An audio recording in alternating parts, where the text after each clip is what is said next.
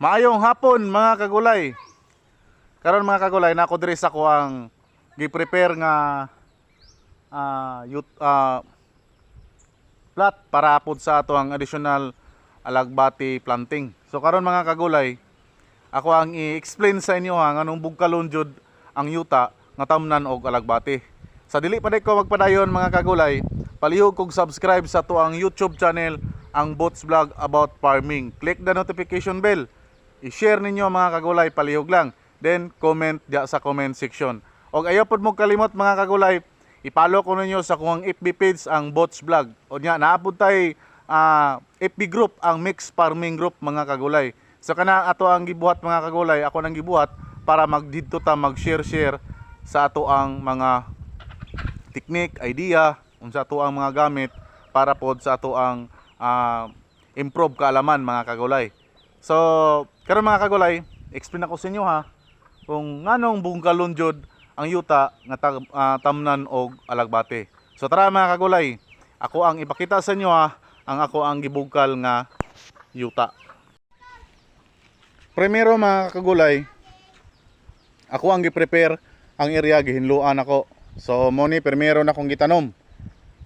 Ay kaduha na ko ning gitanom. So ang primero mga kagulay naa didto sa kani nga area mga kagulay. Alagbat mo na ko ang primero nga gitanom. So mo ni ako ang alagbati karon mga kagulay. Himsog kay siya. Tungod na sa ko ang gibuhat mga kagulay. So kini mga kagulay napansin ninyo, mo ni ako ang gisimilya nga pula nga alagbati. So green man akong tanom tanan. So nagsimilya ko og pula nga alagbati. So karon mga kagulay, explain ako sa inyo ha nganong bugkalon jud ang yuta nga tamnan sa alagbati. So kaning alagbati mga kagulay, kung bantok ang yuta, dili jud siya kayo kasya katubo.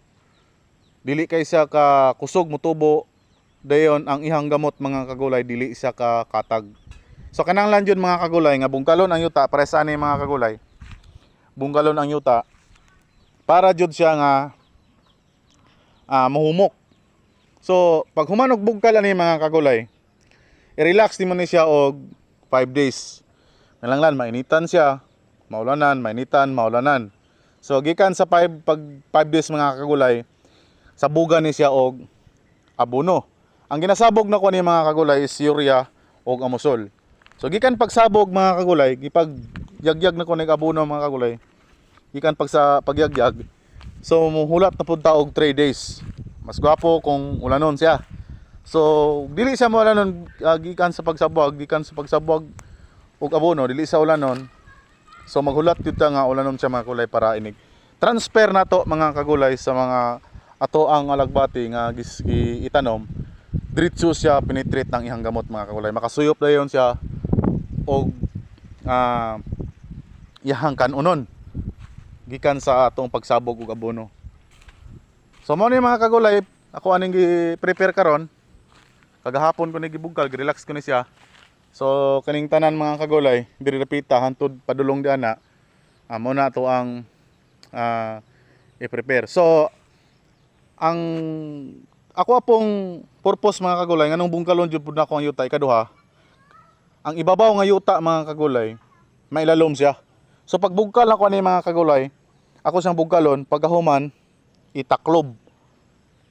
Para katong mga liso sa mga sagbot mga kagulay, katong wala katurok nga mga similya sa sagbot, mailalom sa dili siya katurok. So maingon ani siya mga kagulay, pag human na to siya tanom, muturok ang alagbati, mauna jud siya kanunay mga kagulay. Si kaduha, pag matamnan nag alagbati mga kagulay, mingon ani na siya ang sagbot. So dili kayo siya sagbot mga kagulay. Makita ninyo dili jud siya kay sagbot, makaya ra siya og ibot-ibot. Pres ani mga kagulay, wala kasi sagbot. So ang kanilang plot mga kagulay mo na ay kaniyang linya diri sa walay tanom mo na sagbot kay wala man jud siya nabali. So mingon ani na ang tubo sa tong alagbati mga kagulay kung ning bugkalo na to ang yuta. So kinahanglan ang magtanom og alagbati mga kagulay, prepare jud ang yuta. Kinahanglan humok ang yuta nga tamnan sa alagbati. Kay ato asang itanom mga kagulay nga bantok ang yuta, dugay siya motubo. Dili siya ka tambok. Pres ani mga kagulay perting tambuka. Mo ni ang alagbati mga kagulay nga ikaduha nako nga tanom. So ipakita nako sa inyo ha, mga kagulay, ang ako ang alagbati nga una nga gitanom. So nata diri mga kagulay, kadulong ta. So muna ako ang patulahan mga kagulay nga nahugmak tungod sa kakusog sa ulan nga hangin, nahugmak siya, nahapla. So di bali mga kagulay, kay padulong naman siya lugnas. So naka-harvest na punta. Actually mga kagulay, ang edad aning patulaha, wala na siya. 1 year and 3 months. So dako na kasi nakatabang mga kagulay. So ang ibabaw na mga kagulay, nakita niyo mga green sa ibabaw, na mga udlot, alagbati na siya mga kagulay. Mao niya akong gisimilya dati, gikuha na ko similya. Niya karon kuhaan na po nato siya similya. So balik ta sa itong topic mga kagulay. Mao niya ako ang primerong tanom nga alagbati mga kagulay. So gulang na kay siya mga kagulay. Medyo gagmay na siya dahon, pero dili pa na siya mao jud nga lugnas or padulong na jud sa muaop mga kagulay. So kani mga kagulay, ako ani siyang gi-sprayhan og foliar og insecticide og fungicide para dili jud siya pungguson. Kaning ani nga mga edad nga alagbati mga kagulay, pungguson jud na siya. So kani mga kagulay, gibugkal po nako ni, giayo jud ako ni siya bugkal mo ni kung primerong tanom. Tanawan ninyo mga kagulay, wala jud siya sagbot. Na manggaling siya sagbot mga kagulay, pero kana ra jud nga linya. Pero diri sa tunga mga kagulay, wala jud kay makita nga sagbot. Gawas lang kung diri sa kilid kini kay wala man jud ni sa nabugkal, na jud siya sagbot. Pero diri sa tunga mga kagulay, diri sa gitamnan, wala jud siya sagbot. So kaning iriha mga kagulay, sige na nako ni siya garbisan. Gikan ni siya sa tulo ka tag-as nga linya, upat ka tag-as og tulo pod ka mugbo nga linya ay flat. So naka-harvest ko ani mga kagulay 60 kilos. Pinakataas na kong harvest ani 60 kilos. Pero karon mga kagulay, nag-maintain ko og harvest ani is 50 kilos, 52, 52 magalik-balik ra jud ana mga kagulay. So kinahanglan bungkalon jud ang pag tanom og alagbati mga kagulay. Dili ta pwede mo tanom og alagbati gawas kung for konsumo lang. Butang nato sa kilid-kilid, pwede ra na siya. Pero dingani nga yuta diri rapit sa kuang area mga kagulay, kanala bungkalon jud siya. Kay kani dati magud mga kagulay, kini akong gitamnan, sagingani ko ni siya sa istanpil ko, pang-export nga saging. Unya murag na sige glabay o kining abono, sige spray o herbicide, nadaot ang yuta mo na nga kung tamnan na to siya gulay, medyo yellowish siya, dili kay siya ka tambok tungod kay ang yuta murag bantok na siya. Pila na ka tuig, 30 years na tingali nga wala gidaro, so kinahanglan siya nga bungkalon. So mani mga kagulay, gibugkal ko na siya kanang isa ka pala nga isa ka roller ang dulot. Muna ako ang gipadulot mga kagulay, man gibaliktad nako ang yuta. So resulta ni mga kagulay, perting gwapuha sa mga udlot, bisag tigulang na ang alatong lagbati mga kagulay, pero ang udlot mga kagulay green gyapon kay siya. Green gyapon kay siya. Kani mga kagulay, kaduha pa na ko ni giabunuhan. So schedule niya karong bulana nga mga kagulay nga mabunuhan siya. So bali kada tulo ko ka bulan mo abono og alagbati mga kagulay. Ako lang giabunuhan ni is urea amuso lang gyud. Usahay ako asang abunuhan og omega para kaya ang omega manggod mga kagulay na siya ay soil conditioning.